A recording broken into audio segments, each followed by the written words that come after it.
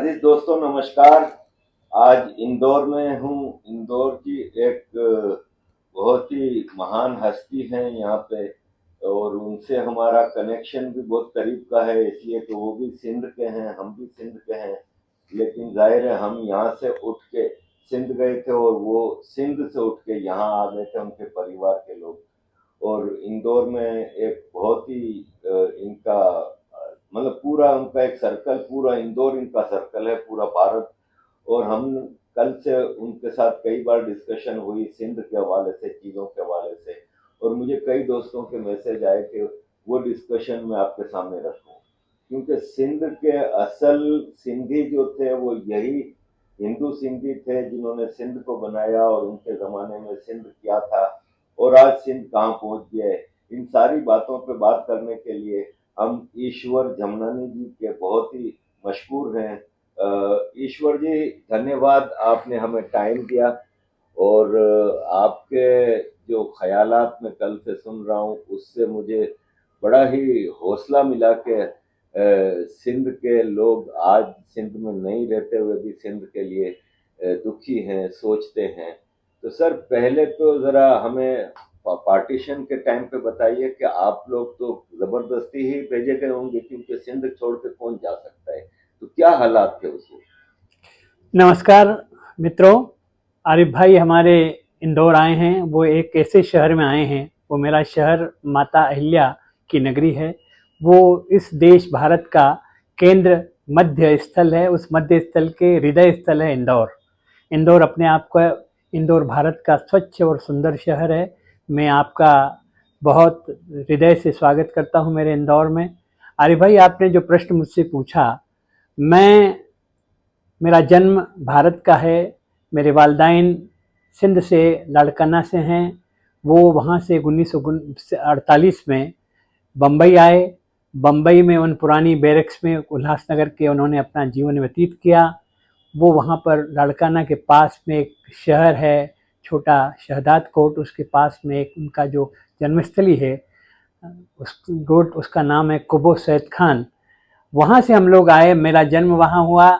और मुझे और मेरे पिताजी स्वर्गीय सेठ होतलदास जी झामनानी, जो सेठ हरसुमल जी के सुपुत्र थे, वो स्वतंत्रता संग्राम सेनानी थे।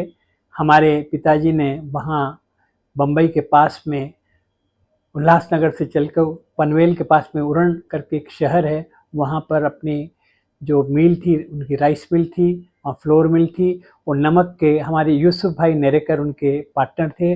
आज भी यूसुफ भाई नेरेकर का परिवार वहाँ रहता है। उनका बच्चा अनवर भाई हैं, उनकी बेटी अपने जेट एयरवेज में थी, आजकल एयर इंडिया में है। वो अनवर मेरा अजीज़ दोस्त है, आज भी हम वो दोस्ती निभाते हैं। मेरी यज्ञोपत संस्कार हमारे उरण शहर में 1956 में हुई। और उसके बाद में मेरे पिताजी इंदौर उज्जैन आके घूमने आए, क्योंकि मेरे पिताजी का स्वास्थ्य बहुत ख़राब रहता था, दमा रहता था, क्योंकि खुश्क हवा थी इस दरिया की। तो अपने चाचा को यहाँ घूमने आए, तो यहाँ की आबो हवा बहुत मालवा की अच्छी लगी। वैसे कहा जाता है सुबह बनारस, शाम अवध और शब मालवा, मालवा की शब बहुत सुहानी रहती है।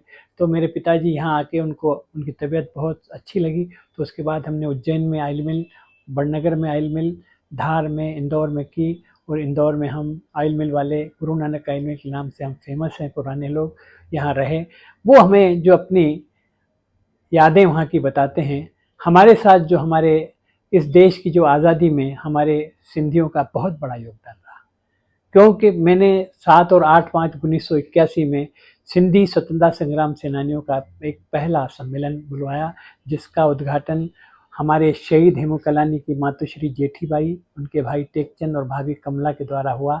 तमाम प्रदेश के मंत्री थे। 230 स्वतंत्रता संग्राम सेनानी जो सिंध से यहाँ भारत के अलग अलग शहरों में रहते थे, वो सम्मिलित हुए। वहाँ पर उन्होंने अपने जो वहाँ के अनुभव सुनाए। उन्होंने कहा कि सिंध एक ऐसा हमारा प्रदेश था जो पूर्व में बॉम्बे प्रोविंस में था। 1935 में सिंध बॉम्बे प्रोविंस से अलग हुआ। उसकी पहली विधानसभा के वहाँ के प्रदेश के कांग्रेस के चीफ मिनिस्टर अल्लाह बख्श सोमरो थे। और हमारे उस दौर में हमारे 6 शहीद ऐसे हुए। सबसे पहले हमारे भगत कंवराम जो हमारे संत थे उनको 1939 में भरचंदन के पीर ने उनको वहाँ पर उन्होंने गोली से उनको मारा। पहले शहीद वो हैं। दूसरे शहीद हैं हमारे दीवान हरचंद राय विशिनदास जो कराची के थे, जिन्होंने सन 31 में और 35 में कांग्रेस के 2 अधिवेशनों की सदारत की।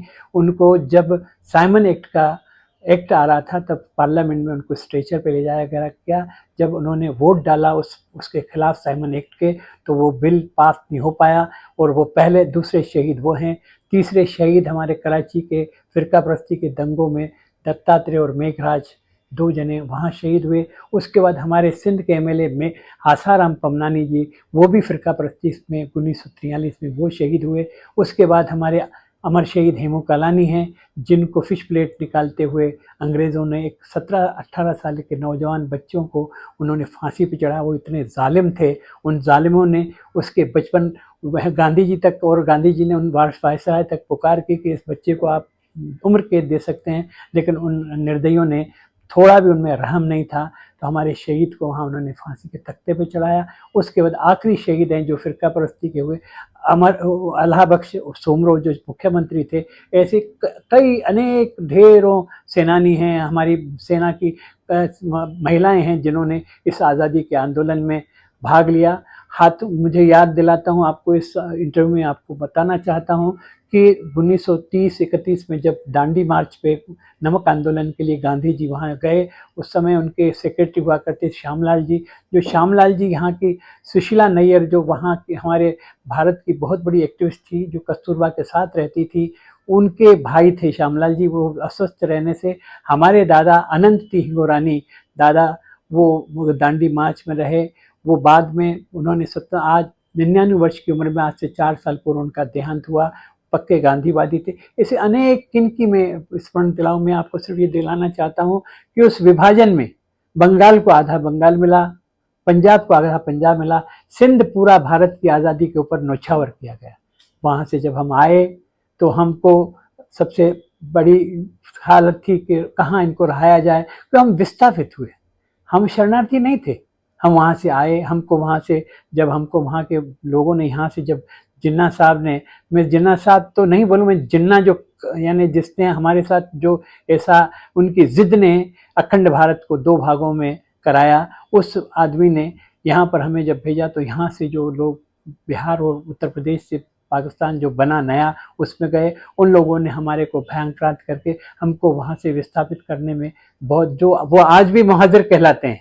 हम शरणार्थी नहीं थे, हम विस्थापित थे। हमारे को भारत सरकार के उस टाइम हमारे त्रिमूर्ति थी सिंध की, दादा जयराम दास दौलतराम, प्रोफेसर शिवदासानी, घनश्याम शिवदासानी, और दादा डॉक्टर सिंध के गरजते हुए शेर डॉक्टर चौथराम गिदवानी, उन्होंने यहाँ पर लिबर्टेशन का काम करके यहाँ भारत में रहने के लिए जो मिलिट्री की कंडम बैरक्स थी, उन बैरक्स में हमको शेल्टर दिया गया। वहाँ पर एसी यानी व्यवस्था थी, न तो पाखाने थे न रहने की जगह थी, लेकिन हमने उसमें भी गुजर कर किया, क्योंकि तो सबसे पहले समस्या थी रोज़ी की, फिर रोटी की, फिर घर की। तो रोज़ी रोटी के तलाश में हमने बहुत यहाँ मेहनत करी। सरकार ने हमको रहने के लिए जगह तो दी, लेकिन हम एक कहा जाए कि जैसे खाना बदोशी की ज़िंदगी हमने, हमारे बड़ों ने जी, लेकिन उसके बाद उन्होंने हिम्मत नहीं हारी और मेहनत करके आज 76 साल आज़ादी को हो गए। आज अगर आप देखें दुनिया में ऐसे कोई मुल्क नहीं है जहाँ हमारे सिंधी हिंदू वहाँ रहते हैं। वो इतनी उनमें अपने आप में उन्होंने इतना वर्षा बनाया है कि आज लोग उनको देखते हैं कि सिंधियों ने कितनी तरक्की की। हमने भी अपने पिताजी के साथ में मेहनत करके 3 पीढ़ियों ने एक साथ मिलकर इस अपने देश के बीच में हम समरस होकर एक जैसे जाई पानी में जैसे शक्कर घुल जाती है, वैसे हम शक्कर घुल के इस देश की तरक्की में, उसके विकास में हम लोग साथ रहे। हमने कभी भी अलगाववाद नहीं रखा, हमने कोई आंदोलन नहीं किया, हम सरकार के कभी खिलाफ नहीं गए, हम यहाँ रहे। लेकिन दुख होता है अपने वतन को। हम ऐसे बदबख्त हैं जिनको दुनिया में 2 समूह हैं ऐसे हैं, एक तो यहूदी, दूसरे सिंधी, जिनको अपनी जन्मभूमि छोड़नी पड़ी। कि खैर कोई बात नहीं, जन्मभूमि हमारी छूट गई, लेकिन भारत हमारी मातृभूमि है। हम मातृभूमि के बहुत ऋणी हैं, जिन्होंने आज हमको ऐसा, आज हमारे बच्चे इतने शिक्षित हैं, इतने आबाद हैं। इस देश में हम विभाजन हुआ तो उस विभाजन के समय पे हमारे 14 लाख सिंधी हिंदू वहाँ सिंध में रहते थे। वहाँ से 12.5 लाख हिंदू सिंधी विस्थापित होकर भारत में आए, कुछ दूसरे देशों में गए, क्योंकि उस समय वो रहते थे तो भी वो विदेशों में पानी के किश्तियों से अपना व्यापार करने जाते थे। तो व्यापार करने जाते थे तो हमारी जो बड़ी बूढ़ियाँ रहती थी वो दरिया के किनारे जाके अक्षत लेके और दीपक जला के और उससे प्रभु से प्रार्थना करती थी कि हे प्रभु, हमारे जो घर के प्रमुख लोग गए हैं ये सुख सलामती से आएँ, और हमारे को उनके लिए वो दुआ मांगते थे हमारे जो इष्ट देवता झूलेलाल को। हमारे जो आज मैं देख रहा हूँ कि हमने वो जो हमारी पुरानी रवायत थी, वो रवायत हमने इन 75-76 साल में खो दी है। दुख है हमारे पहराव का, दुख है हमारे खान पीन का, दुख है हमारे रहन सहन का, वो पूरी वेस्टर्नाइज कल्चर हो गया। लेकिन अब क्या करें, हमारे जैसे कुछ लोग हैं जो उस रवायत को अपने कंधों पे ढो कर लेके चल गए थे। जब यहाँ से विस्थापित होकर हमारे सिंधी भाई आ रहे थे तो किसी ने कहा कि सिंधी तो खाली हाथ आ रहे हैं। तो ख्वाजा अहमद अब्बास जो बहुत बड़े एक लेखक थे, उन्होंने कहा नहीं भाई, ये अपने कंधों पे अपनी संस्कृति, अपना साहित्य, अपना सब कुछ लेके जा रहे हैं। इनने कुछ नहीं खोया, इन्होंने ज़मीन खोई है। वाकई में उस बात को हम आज भी याद रखते हैं ख्वाजा साहब अहमद अब्बास साहब की, क्योंकि ये लेख किसी ज़माने में ब्रिट्स जो पेपर हुआ करता था, R.K. करंजिया साहब जिसके एडिटर हुआ करते थे, मुझे याद है वो पढ़ा मैंने। और आज हम अपने बड़ों को किस प्रकार की श्रद्धांजलि दें, फिर खैर अकीदत पेश करें कि उन्होंने हमें जुस्तजू से लड़ने का ऐसा मादा दिया कि हम कहीं घबराए नहीं, बढ़े चलो कि उस नारे से हम आगे बढ़ते गए। आज हमारे ऊपर प्रभु की बहुत मेहरबानी है, लेकिन दुख है हमारी संस्कृति होना, क्योंकि भारत में सिंधी जो लोग हैं वो इंडस वैली सिविलाइजेशन के वंशज हैं।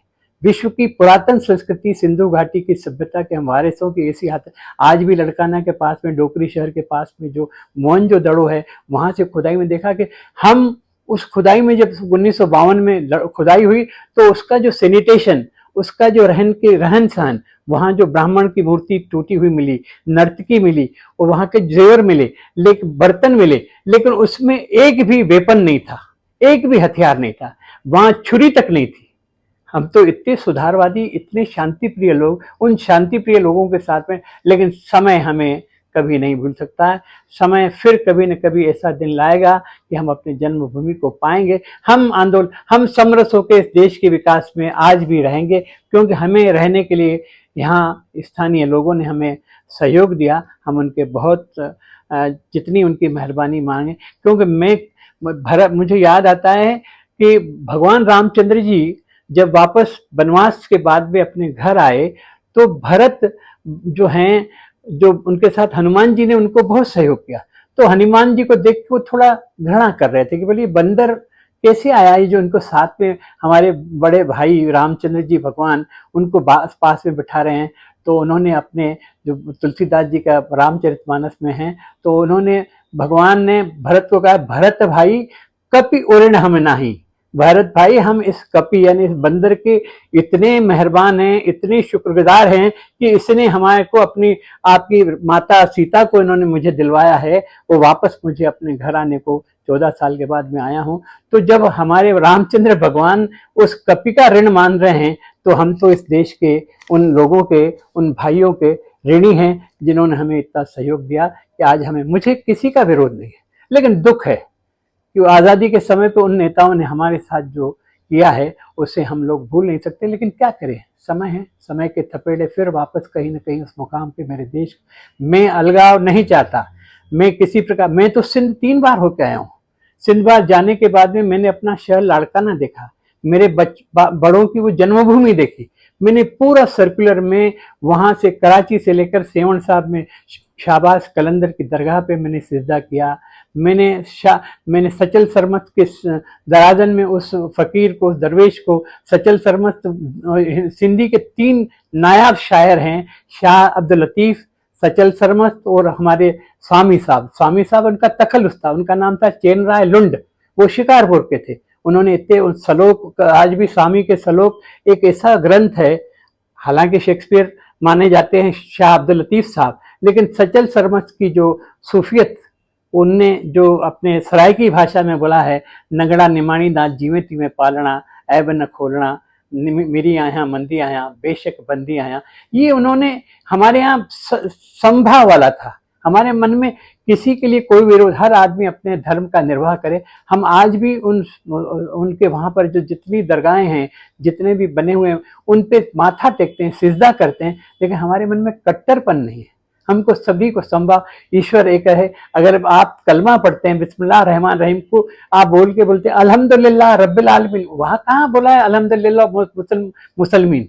उन्हें रब तो आलम का है भाई, ये फिरका किस चीज का? लेकिन इन यहाँ से जो मुहाजिर गए, जो बिहार के गए, जो यूपी के गए, उन्होंने ऐसा किया कि वहाँ हमारे पूरे घरों को वहाँ कब्जा करके, वहाँ आज भी उनने अपनी जो मुल्ला मौलवी बन के वहाँ पर जो वास करते हैं, हमारा आदमी कभी वहाँ का बाशिंदा हमारे लिए कभी गलत नहीं बोलता।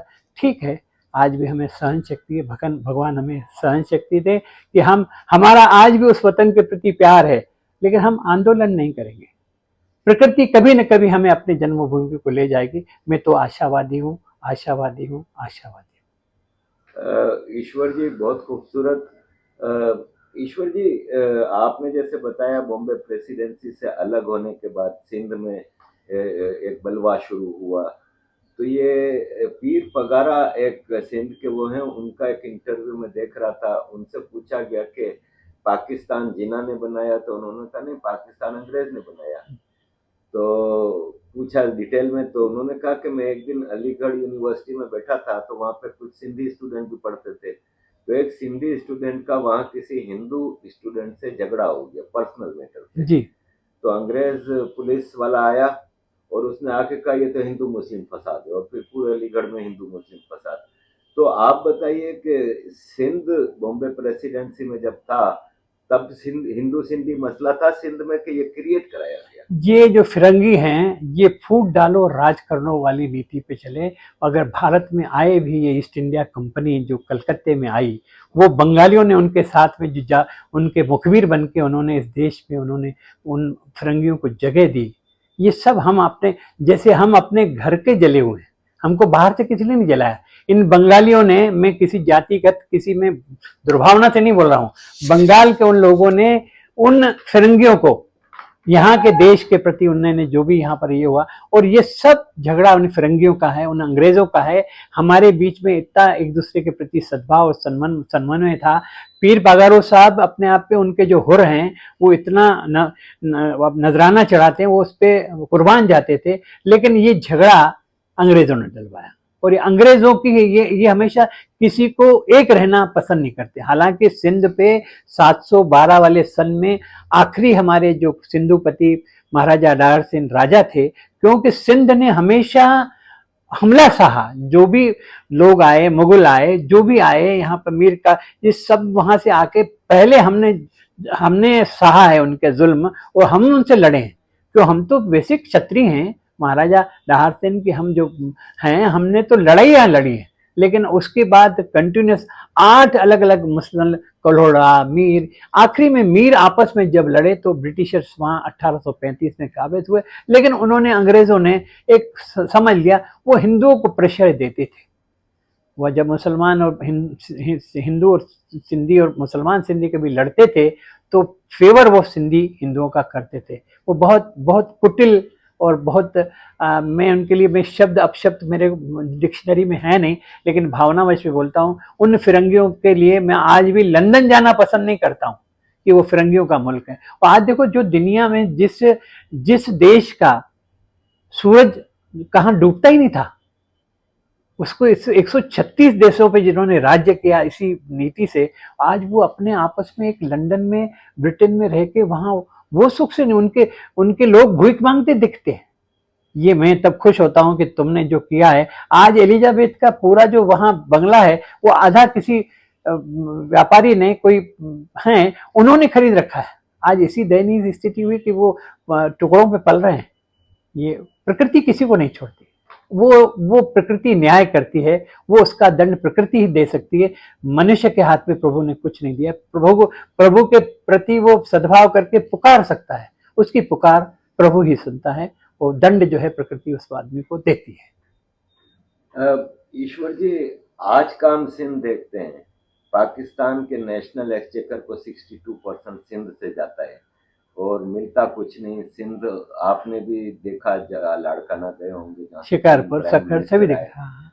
और लाड़काना का हाल ही आपने देखा होगा कि वहाँ के प्राइम मिनिस्टर ने अपने शहर को कुछ नहीं दिया। आज के सिंध के हालात में हम देखते हैं कि चाहे वो सिंधी जागीरदार हो या मुहाजिर लीडरशिप हो, ये सब आर्मी की गोद में बैठे हैं। सिंध के लोग बहुत ज़्यादा कमाते हैं लेकिन परेशान हैं। क्या आप समझते हैं कि अब हमारे पास आज़ाद सिंधु देश के अलावा कोई रास्ता बचा है? मैं इस प्रश्न का जवाब तो बाद में दूंगा। अचानक मुझे एक बहुत पुरानी बात याद आ गई। मुझे पहली मरतबा सिंध घूमने जा रहा था, मेरे मित्र लेके चले, तो मैं जब पाक एयरवेज का सिर्फ वही हवाई जहाज चलता था, इंडिया का कोई हवाई जहाज नहीं चलता, उसके डेज फिक्स थे। उस रोज मैं उस दोपहर में बैठा हवाई जहाज में। जब बैठा तो मैं, जो मेरा लिबास है कुर्ता और पजामा और ये सदरी जो पहनता हूँ, और मेरे सर पे एक तिलक लगा रहता है हमेशा, तो वहाँ पर जो स्टुअर्ड था, जिसको आप क्या बोलते हैं उसको, जो सर्व करते, स्टुअर्ड्स बोलते हैं, क्या बोलते हैं उसको, सब मर्द थे। उसमें एक आध जनानी थी, वो बड़ी उम्र की थी, और हमने उनको नहीं बोला। एक स्टुअर्ड आए तो बोलते हैं, कहाँ से हैं आप? तो मैंने, क्यों, आप क्यों पूछ रहे हैं भैया? तो मैंने कहा, हम हिंदुस्तान से हैं। कहाँ जा रहे हैं? लाड़काना जा रहे हैं। अच्छा, भुट्टो की कब्र पे? मुझे बड़ा बुरा लगा। मैंने उनसे पूछा, जनाब आपका नाम क्या है? बोला, मेरा नाम मोइन। मैंने, उसके आगे पीछे कुछ नहीं है? बोले, मोइन। कहाँ से पीछे आप? बोले, मैं लखनऊ से हूँ। मैंने, लखनऊ के लोग बदमिजाज तो नहीं होते हैं? बोलने की उनमें जो अदब है, वो अदब कहाँ गया लखनऊ वालों का? तो बोले, आप कोई अदीब लगते हैं। मैंने कहा, हाँ अदीब तो हूँ। उनके बोलने पे, आपकी ज़बान पे आप उसकी भुट्टो की कब्र बोल रहे हैं, मज़ार बोल सकते हैं, उसके वहाँ स्थान बोल सकते हैं। बोले, अच्छा अच्छा अच्छा, 9 देरों में जा रहे हैं हम, तुम उसका नाम दूसरा कुछ बोलोगे, लेकिन मुझे आपके बोलने। फिर मैंने कहा, यहाँ इसमें सिंधी कोई है? तो बोले, हाँ सैयद साहब। मैंने सैयद साहब को बोला, अस्सलाम वालेकुम सैयद साहब। मैंने उनसे सिंधी में बात किया कि मैंने कहा, ये जो पायलट की जो अनाउंसमेंट हुई, उसमें 2 नाम लिए, उन 2 नामों में एक मुझे लगता है इसमें एक सिंधी है, जिसके नाम से मुझे लगता है कि सिंध के एक बहुत बड़े साहित्यकार, शायर जो थे, उसका नाम मैं आपको बताता हूँ। उस शायर के लड़के थे वो।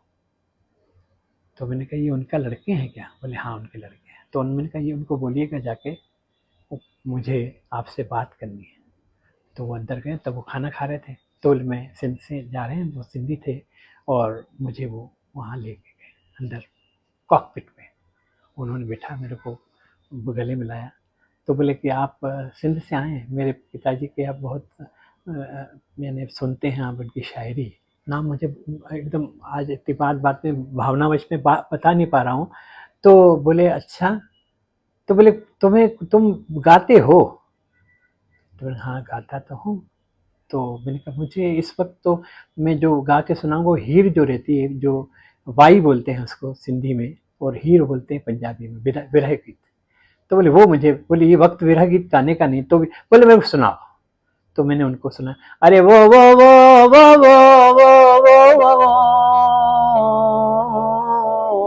कैम मुँह मली रडे ज मथे चोट चढ़ी, नित निहारे देह दे मुंहिंजा ॻोढ़ा पियम तगड़ी, अच लालण आवुलड़ी, कीअं मांदी गुज़ारे मारवी, ओ मरमू नथा विसरने वेरी चने जवाड़ा, ओ मरमू नथा विसरने वेरी चने, भजी भोर थींदई, भजी भोर थींदई, ओ कुंजो कुर्फ तारा, ओ कुंजो कुर्फ तारा, उमर मुंह न था विसरने वेरी चढ़ जावा। उमर मां मारुन जी, उमर मां मारुन जी, आया अमानत सदा जीव जिन जो आहे सदाकत। उमर मां मारुन जी, उमर मां मारुन जी, आया अमानत जदा सूह जिन जी आहे सदाकत। भितन जे भर में, भितन जे भर में, ओ पवारन जा पाड़ा, ओ पवारन जा पाड़ा, उमर मुंह न था विसरने वेरी चन जा वाड़ा। तो मेरे को उठ के उनने गले लगा लिया, फिर बोले कि आप कराची उतरेंगे तो डिनर हमारे यहाँ लेंगे, आप लाड़काना बाद में जाएंगे कराची में मेरे। और मैंने कहा शेख अयास, उस शायर का नाम था शेख अयास। शेख अयास शिकारपुर के थे, बहुत बड़े शायर थे, सखर के थे, हाँ सखर के थे, शिकारपुर के नहीं सखर के थे शेख अयास। वो उनका लड़का था, हमें डिनर दिया रात को, हम गए, हमको बहुत खुशी हुई। ये मैंने अनायास बता दिया कि वहाँ के हमारे सिंधियों का हमारे प्रति कितना प्यार। और हम आज भी, मैं कोई भी ऐसी चीज़ नहीं चाहता, मैंने पहले भी कहा कि हमने कभी आवाज़ बुलंद नहीं की कि हमें अपना देश चाहिए, लेकिन वहाँ आज जो हालतें देख रहे हैं, हालात देख रहे हैं, 76 साल बाद हम लोगों ने इतनी, आज दुबई में जाएं, स्पेन में जाएं, कनाडा में जाएं, बड़ी बड़ी मीनारें खड़ी की है, वहाँ पर आज भी वही छोटी छोटी मिट्टी के मकान, वही रोड बेतरतीब, वो उनके खुलूस बहुत है, प्रेम बहुत है उन लोगों में। मैं घूमते हुए लाड़काना में जब सिंधु दरिया के जो नहर के पास में गया तो वहाँ गांव के लोग बैठे हुए थे, मैं गन्ने का रस पीने की इच्छा हुई तो मैं बैठा, तो जब सिंधी में मैंने दूसरे दोस्त को कहा यार मिठो तो डाढ़ो आ, तो जी आप कहाँ से हैं, बोले इंडिया से हैं। तो उन्होंने पैसे नहीं लेने दिए, बोले नहीं आप हमारे मेज़बान हैं, आप हमारे भाई हैं आज मैं, और उन्हें हाथ चूमे। तो मुझे उस सिंध की मोहब्बत और प्यार और खुलूस का मैं बहुत कायल हूँ। और लेकिन हम सिंधु देश के लिए, मैं कोई भी आंदोलन छेड़ने के पक्षधर नहीं हूँ। मैं बड़े आरिफ भाई, मैं बड़ी साफगोई से बोलता हूँ, लेकिन जो जहाँ रहा है वो वहाँ सिंध है। क्योंकि इस भारत में हम जब 12.5 लाख आए, आज हमारे तकरीबन 143 करोड़ की इस आबादी में हम 98 लाख टोटल आदमी हैं, 1 करोड़ से भी कम।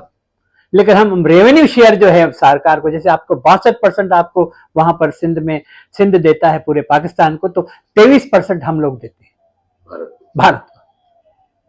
लेकिन हमें कोई, हमने नहीं चाहते हैं कि हम एक जगह रहे, हम जहाँ रहते हैं अपनी सरसब्जियत अपनी बना लेते हैं। सिंधु देश का मैं तो हिमायती नहीं हूँ, नहीं मैं नहीं हूँ हिमायती, मैं नहीं हिमायती हूँ। सिंध चाहिए, सिंध अगर पाकिस्तान के टुकड़े तो होंगे, सिंध के वहां जो जिन्होंने भी मूवमेंट चलाया है वहां के लोगों ने, वो उनके साथ में होके फिर उनके साथ में मदद करेंगे।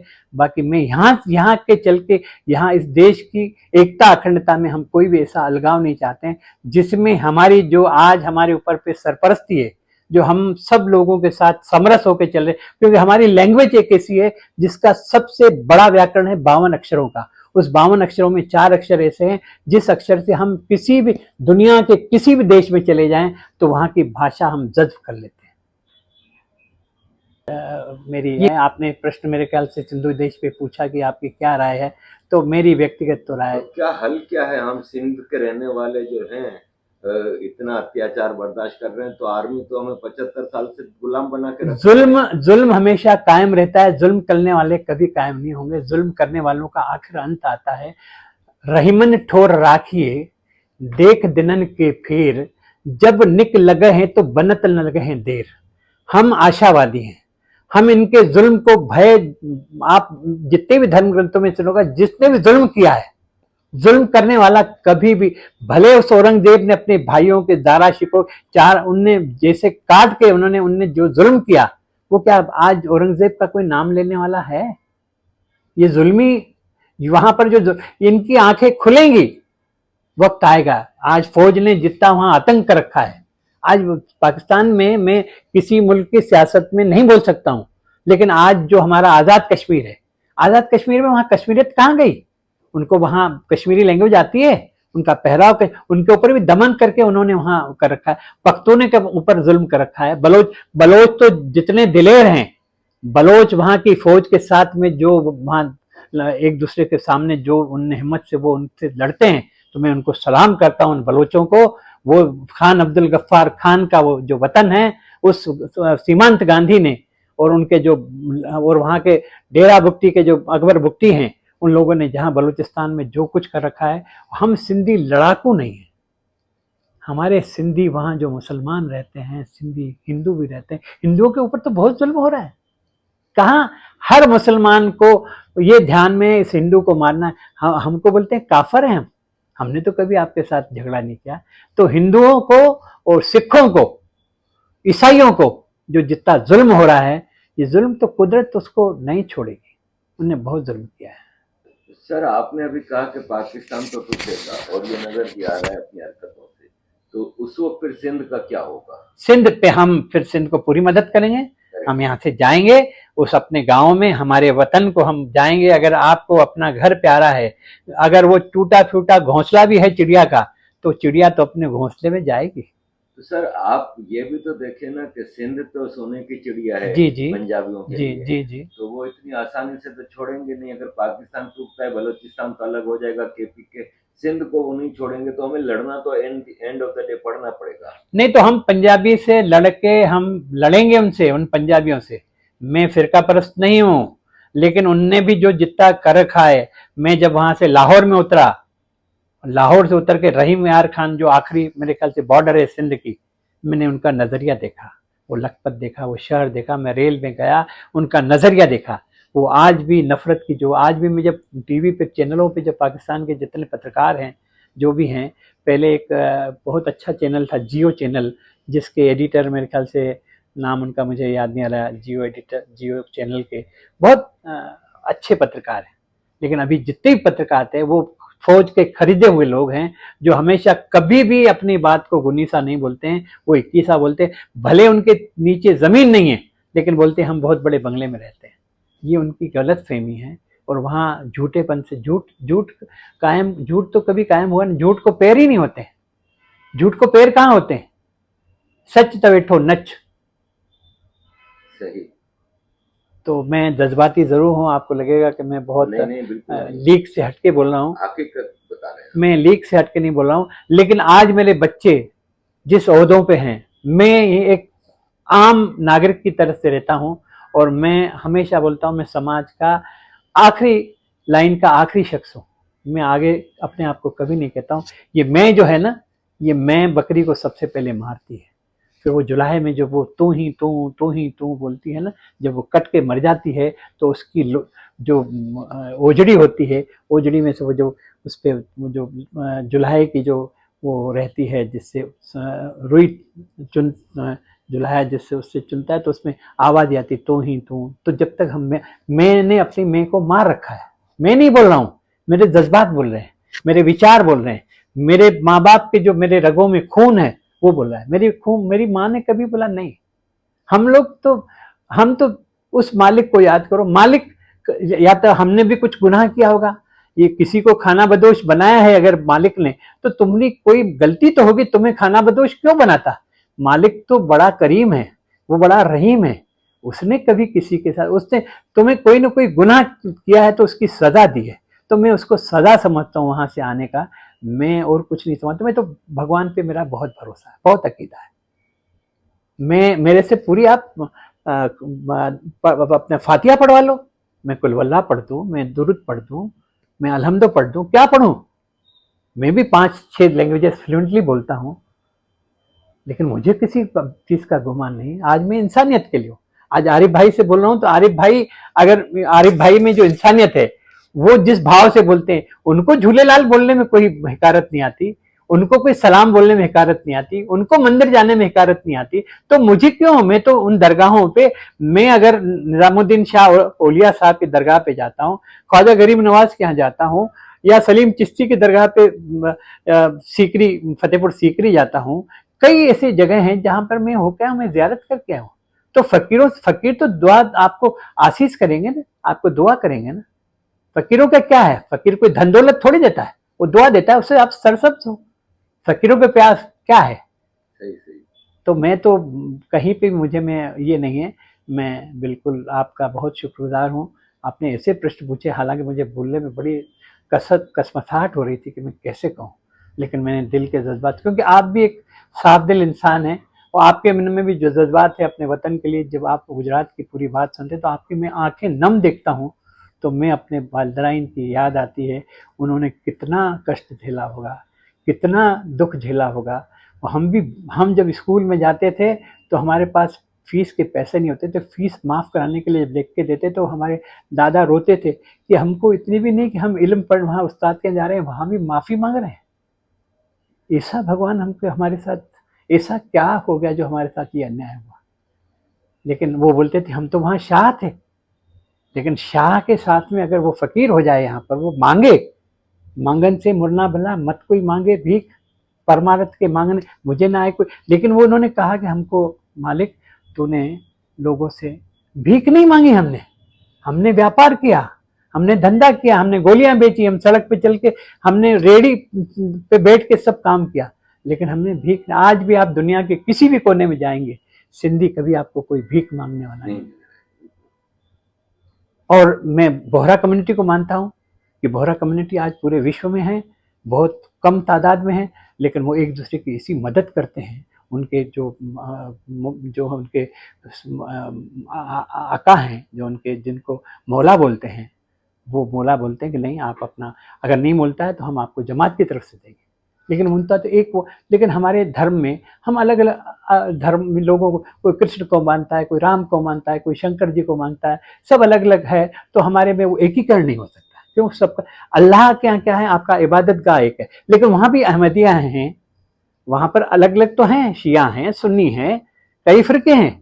वो तो सुन्नी तो अपने को समझता है मैं ही सुपर हूँ, शिया के साथ जो जुल्म करते हो, अहमदिया के साथ तुम, इस्लामिया के साथ तुम जुल्म करते हो, खोजों के साथ जुल्म करते हो, मेमनों के साथ जुल्म करते हो, किसके नाम गिनाऊं मैं? और खोजा मेमन तो व्यापारी है भाई, उन मेमनों ने आपके व्यापार को, तुम्हें क्या जाहिलो, तुमको क्या मालूम? तुम पंजाब वाले, तुम जुल्म करके दूसरों के सीने पे बैठ के और राज कर रहे हो, डूब मरो, डूब मरो। मैं जब सिंध गया, कराची में इलाही बख्श सोमरो से मिलने गया। इलाही बख्श सोमरो की वाइफ हिंदवानी है, उनने घर में दिखाया कि ये उसका अलग मंदिर है। वो जैकोबाद के बहुत बड़े जमींदार हैं सोमरो। तो उन्होंने दिखाया कि, मैंने बोला दादा, तो वहाँ वो रोज सेवण शरीफ जाने वाले थे, उनके साथ में कई लोग और मिनिस्टर और दूसरे लोग बैठे हुए थे। तो बोले मैं ठीक है, मैं दो मिनट बैठवा। उनको बोला कि आप चलो, मैं पीछे आ रहा हूँ, मेरे पास मेहमान आए हैं, मैं इनसे 2 मिनट, इंडिया से आए हुए हैं, उन्हें हिंदुस्तानी बोला, इंडिया से आए हैं, मेरे न्यात के हैं, मेरे सिंधी भाई हैं, तो उनको भेजा। तो वो उनके सामने नहीं खुलना चाहते थे। मैंने पूछा दादा आपको अच्छा लगा हम लोग यहाँ से चले गए, क्या आप अपने आप को खुश समझते हो? बिल्कुल। बोले बेटा आपने ऐसा क्वेश्चन पूछा है जिससे मेरी रोंगटे खड़े हो गए पूरे शरीर में। मैं क्यों दादा? बोले बेटा जो ये सिर के ऊपर जो ये भाग है ना, वो हमारा तो चला गया इंडिया, हम बाकी सिर्फ ये नीचे का हिस्सा है ना, जिसको कोई भी, दिमाग तो चला गया हमारा इंडिया, जो दिमाग था जो यहाँ इस सिंध को चलाता था वो तो वहाँ चला गया। यहाँ तो जाहिलों के बीच में रहते हैं। ये बदकिस्मती हमारी, ये हमारे किए हुए कर्म ही, हमको हमारे ऊपर जुल्म हो रहा है, लेकिन हम बोल नहीं सकते, हमारे मुंह भी बंद है। दोनों जगह हमने हाथ लगा रखा है कि मैं अगर आवाज भी करूंगा हाजत में तो वो भी सुनेगा, तो उसमें मेरे को मार पड़ेगी, मुंह से बोलूंगा तो भी मार पड़ेगी। मेरे तो दिल में बहुत बहुत बातें हैं, क्या क्या बात सुनाऊं, लेकिन मैं कभी किसी के सामने बोलता नहीं हूँ। उसके पीछे ये है कि मैं फिरका परस्त नहीं हूँ, मैं अमन पसंद हूँ। साईं बहुत अच्छा लगा मुझे इंदौर आके, अपने लोगों से मिलके, बिल्कुल एक परिवार जैसा लगा। ऐसा लगा कि आप लोगों की जो मोहब्बत कल सिंध सभा के लोगों के साथ देखी, तो ऐसा लगा अपने परिवार में बैठ के बात कर रहा हूँ। धन्यवाद साईं। शुक्रगुजार हूँ आपका, आप इंदौर आए, हमारी मेहमान नवाजी आपने कबूल की। फिर से आप इंदौर आइएगा, मेरा इंदौर आपके लिए हमेशा तत्पर रहेगा। आप आएँ, बहुत मेहरबानी, बहुत मेहरबानी, बहुत मेहरबानी। धन्यवाद।